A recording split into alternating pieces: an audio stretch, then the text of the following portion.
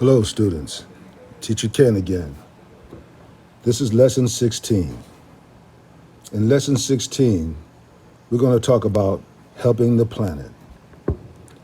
In this part of our look at living, we cannot continue without looking at helping the planet. In helping the planet, you have to consider or think about three things.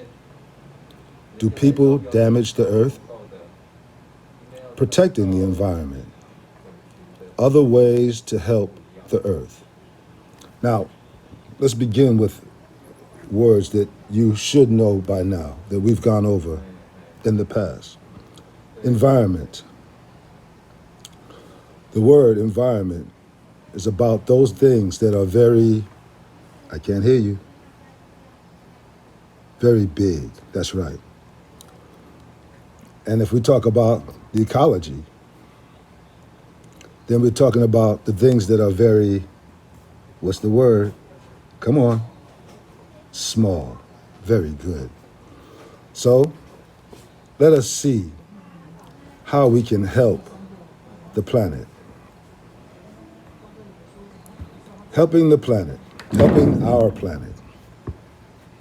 For millions of years, there has been life on our planet, Earth. Earth has everything that people, animals, and plants need. Air, water, and land. Everyone should care for our planet. How people damage Earth. People damage Earth with pollution that comes from vehicles like cars and planes, and from electricity used at home and in industry. To make electricity, people burn fossil fuels like coal and oil. This makes too many gases like carbon dioxide, and they make Earth too warm. Many scientists think that this is changing Earth's climate. Some countries are becoming colder and wetter. Others are becoming better, hotter, and drier. People use a lot of land to build towns and cities. They cut down millions of trees to clear land so that they can grow crops and keep animals. All these things can damage the environment and many of Earth's species of plants and animals. Protecting the environment.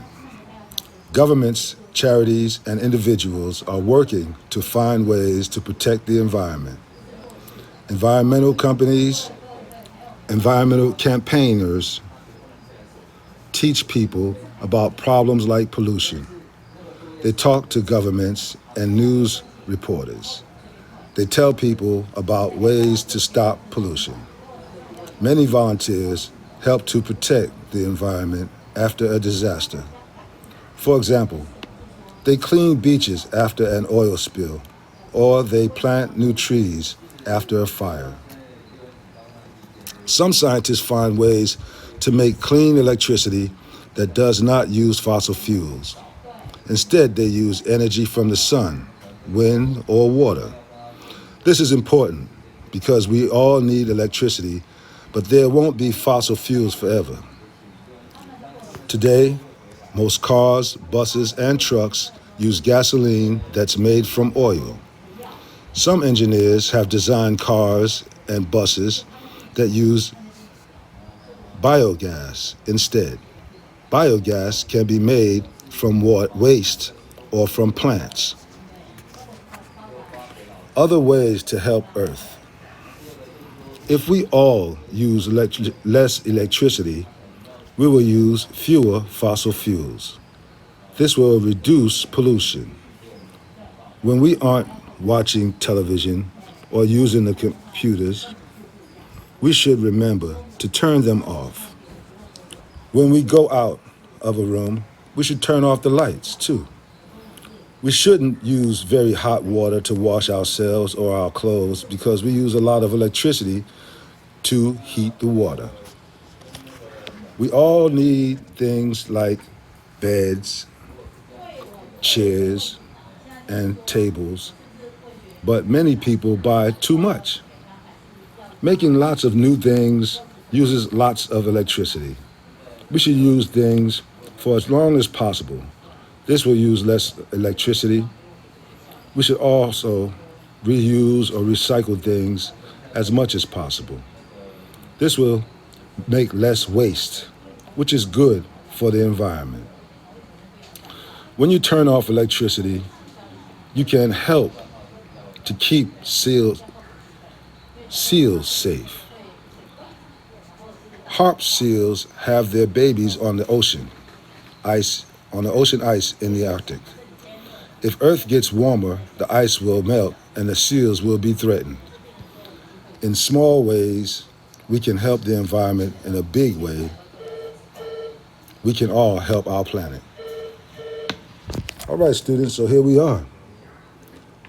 And these tasks, these sentences, this assignment that comes from the reading, I would say, first of all, go back through the reading that I read to you. Underline words you do not know. Any words you do not know, find the Chinese for those words so you have a full meaning of the reading. And then you have different things they want you to do with the information from the reading. And I want you to take your time.